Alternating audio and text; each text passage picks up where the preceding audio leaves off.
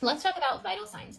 Vital signs are one of those things everyone in healthcare should know. Not only should you know the normal ranges, but you need to know how to interpret those findings. So let's go over it. A normal blood pressure is 120 over 80. Now, everyone has their own baseline vital signs, but the NCLEX and nursing exams have to create a gold standard. So a normal blood pressure, according to the NCLEX, is 120 over 80. When blood pressure is low, we call this hypotension. And when blood pressure is high, we call this hypertension. This is easy to remember because hypo means low, and hyper means high. So hypotension means low blood pressure and hypertension means high blood pressure. Okay, next is heart rate. The normal heart rate is 60 to 100 beats per minute. Now, again, this is the normal for the NCLEX. For example, if someone's an athlete, they might have a normal baseline of 40 or 50 beats per minute. But again, we have to have that gold standard. A heart rate of less than 60 beats per minute is called bradycardia, and a heart rate of greater than 100 is called tachycardia. Something you must know in nursing school is that brady means slow and tachy means fast. And cardia means relating to the heart. So cardia, think heart. So you have a slow heart and a fast heart. So the heart is beating slow and the heart is beating fast. Next is our respiratory rate or respiration rate. A normal respiratory rate is 12 to 20 breaths per minute. Again, we see that brady and that tachy. So brady means slow and tachy means fast. But whenever you see PNEA, you want to think of the lungs. So brady means that you have a slow